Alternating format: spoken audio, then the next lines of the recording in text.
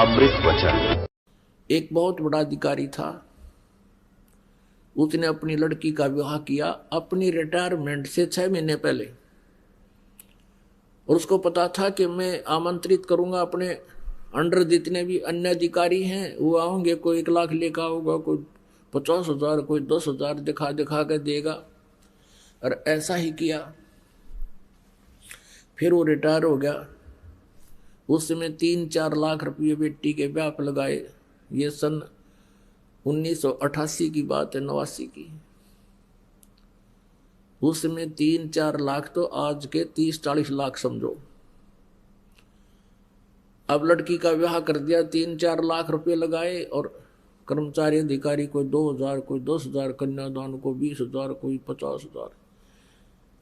और फिर क्या हुआ,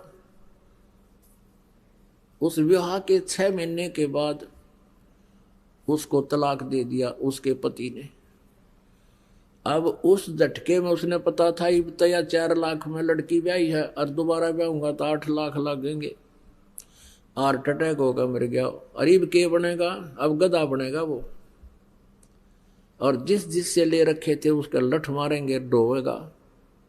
परमात्मा के विधान से जब हम परिचित हो जाएंगे, हमने विष दिखाई देगा ये किसी से पैसा लेना, तो पुण्यात्मा इस प्रकार से ये स्थिति बदलेगी।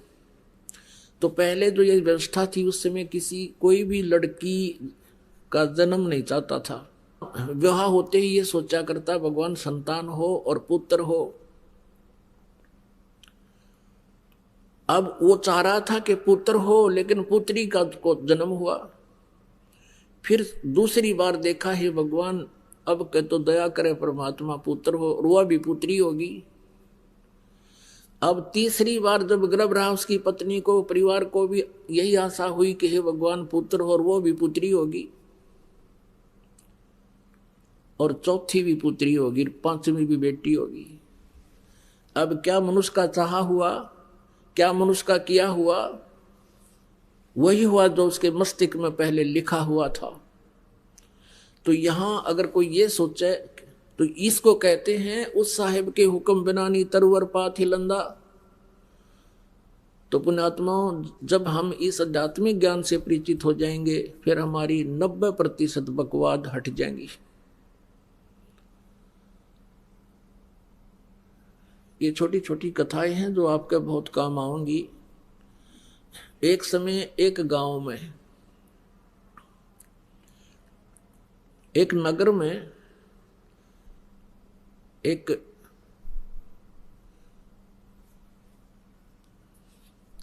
सेठ रहता था, और उसने अपने गुरुजी से जो ज्ञान प्राप्त किया था उससे ये पता लग गया था कि भाई अब ये व्यवसायिक जो लोग होते हैं ये इन्हें देखा करें कि अभी कहाँ मुझे लाभ होगा, इन मोक्ष से कोई लेना देना नहीं होता। तो उसने ये पता पूछ लिया अपने गुरुजी से जब सत्संग कर रहे थे। फिर बाद में पूछा कि गुरुजी, यूं कहते हैं कि जैसे इस जन्म में किसी ने किसी से पैसा ले लिया और वो नहीं दे सका, तो अगले जन्म में वो 1000 गुना करके वापस देना पड़ेगा। कहा बेटा ऐसा ही होता है। तो उस लाला जी ने क्या कराया, अपना बोर्ड लगा दिया दुकान के आगे कि अभी कर्ज ले जाओ, जिसने कर्जा चाहिए। किसी ने लोन चाहिए ले सकता है, लेकिन अगले जन्म में लूंगा, इस जन्म में लूं कोई ना। अब ये जो पैसे के पुजारी होते हैं ये इसे इतनी गिरजैन की वृत्ति बताते हैं। एक लाला जी मर गया, यम के दूत पकड़ के ले गए। तो उससे पूछने लगे, भाई तेरे को पहले स्वर्ग में भेजा या नरक में, क्योंकि तेरे इतने पुण्य इतने पाप। नो बोला दोनों के बीच में बिठा दे, नो उनके भी आओगे गा कर, नरक वाले भी आओगे, दोनों के बीच में बिठा दो मैंने। यानी वहां भी अपने बिजनेस पॉइंट व्यू से ही सोचा उसने। तो इसी दृष्टिकोण से उस लाला जी ने अपने गेट पर ये बोर्ड लगा रखा था कि अभी इस जन्म जो कोई लोन लेगा तो अगले जन्म में लूंगा उससे। 2 ठग थे, उन्होंने वो बोर्ड पढ़ लिया। वो चले थे चोरी चारी करने, उन्होंने बोर्ड पढ़ लिया। दोनों बतलाए रही साहब मूर्ख। हमने तो पहली बार देखा, मेंटल तो नहीं है। अब उससे बात करी, भाई लाला जी हमने 200 रुपये कर्ज दे दे। बोला ले ले भाई। वो पक्का करे थे, वो कहने लगे भाई देखा हम तो जल्दी देवांगे, व्यवहार के पक्के आदमी हैं। वो कहने लगा ना भाई मैं तो अगले जन्म में लूंगा। अब उन्होंने फिर पक्का कर करना भाई हम तो 6 महीने के भीतर तेरे वापस दे देंगे ब्याज रुपया। वो बोला ये ब्याज लूंगा और अगले जन्म में लूंगा, ना तो जाओ तुम। तो उन्होंने सोचा अच्छा भाई ले अगले जन्म में ले। उन तो ठगना था ही वो। उन दोनों ने अपने 200 रुपये या जैसा भी 100 या 500 लिए और दरे गठड़ी में चल पड़े। आगे वो चलते जा रहे थे। एक गांव के बाहर एक तेली का घर था। पहले तेली होते थे, कोल्लू चला करते थे बैल से, और उसमें सरसों पीड़ा करते थे और तेल बनाते थे। उस तेली के आंगन में कोल्लू लग रहा था। एक बैल तो चल रहा था, कोल्लू चला रहा था। एक वहां खड़ा था, पेड़ से बांध रखा था। तेली किसी कामवश गांव में गया हुआ था। वो दोनों वहां रुक गए, जलपान कर ले, पानी पी लेते हैं। उन्होंने पानी पिया तो दोनों बैल बतला में थे, आपस में बातें कर रहे थे। अब जो बैल उसने उसके 500 400 100 200 जिसे रुपये मांगे और उसने दे दिए।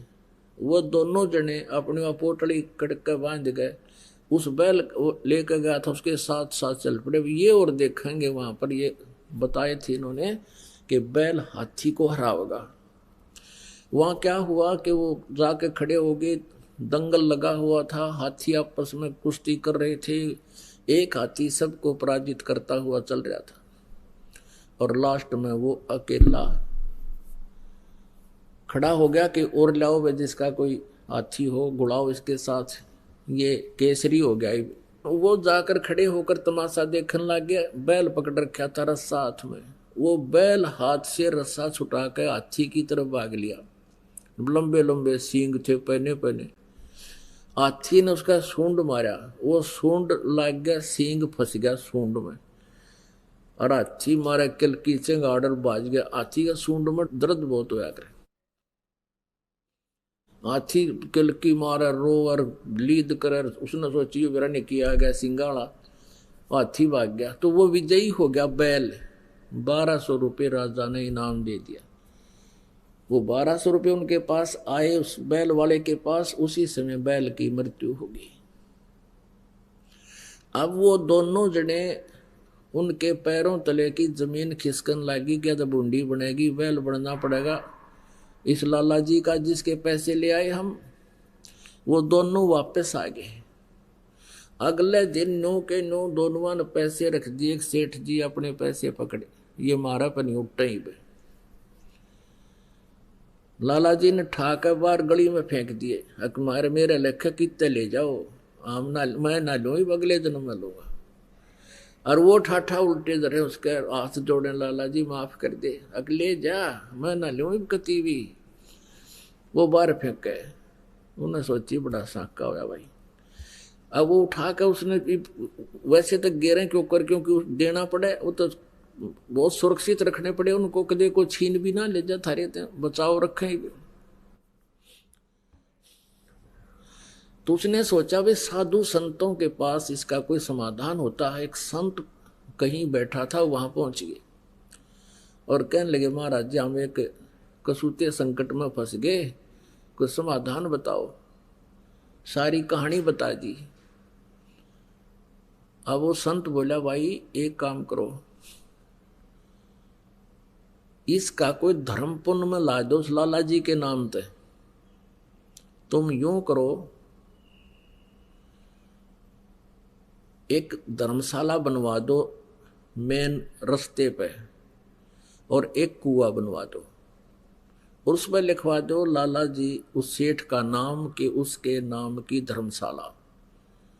और तुम यूं करियो, उसमें किसी को रुकने मत देना और ना उस कुएं में तो पानी किसी को पीने देना।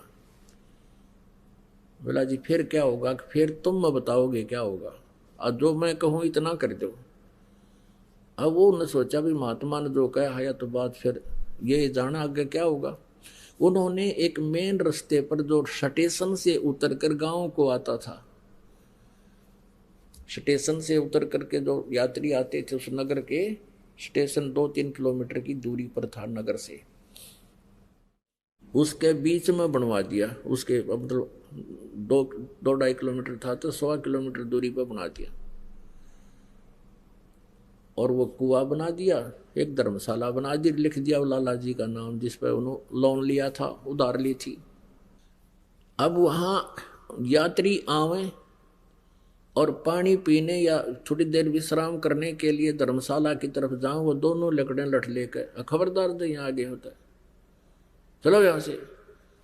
तो वो कहने लगे भाई क्यों, तुमने धर्मशाला बनवा रखी, कुआं बनवा रखा, तो रुकने क्यों नहीं देते, जल क्यों नहीं पीने देते? हकील लाला जी ने पूछ लो भाई, इसने मना कर रखा है कि यहाँ हम दोनों नौकर छोड़ रखे हैं और कह रखा है ना इसमें किसी को रुकने देना, ना इसमें पानी पीने देना किसी को। इमाम आदमी ने बोले बड़ा मूर्ख आदमी, इतना पैसा ला दिया और फिर किसी को यहाँ टिकने भी नहीं देते आयो, यो कैसा लाला जी हुआ, सब गाड़ी देते जाओ।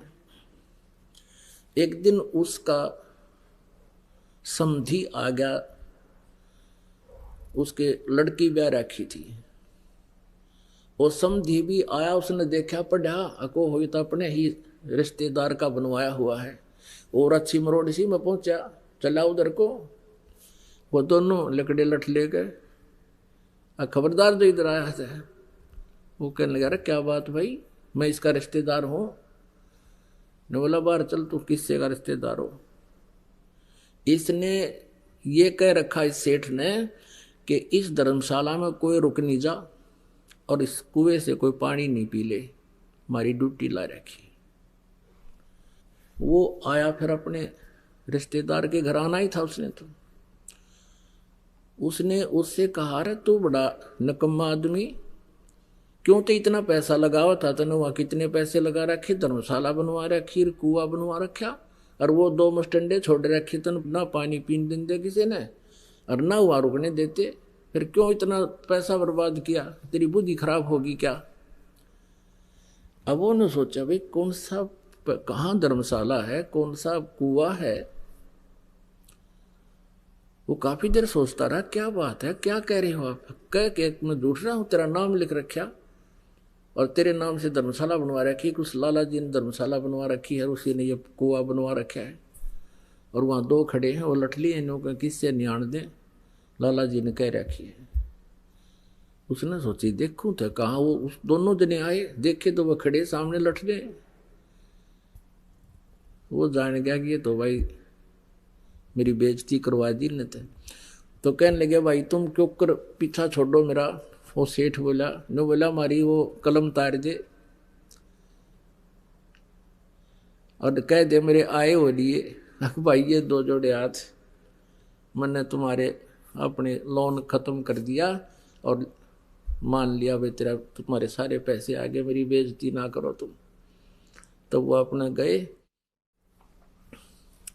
और फिर मजदूरी करके अपना गुजारा किया, साधु संतों से उपदेश लिया, भक्ति की, कल्याण करवाया। तो पुण्यात्माओं ये सत्कर मान लेना, भले ही आपको एक दंत कथा लगे लेकिन ये आपके हृदय में उतर जानी चाहिए। आज क्या हालत है जीव की। तो इस प्रकार जब अध्यात्म ज्ञान हो जाएगा आपको, आप ये गलती नहीं कर सकते हैं। ये दास देख रहा है, पहले शराब पिया करते थे, ताश खेला करते थे, दुनिया ने लूटा करते थे, 2 के 20 बनाया करते थे, चाहे कोई दूध बेचा था या कोई दुकानदार था, और दूनी बिरान माटी हो रही थी उनकी।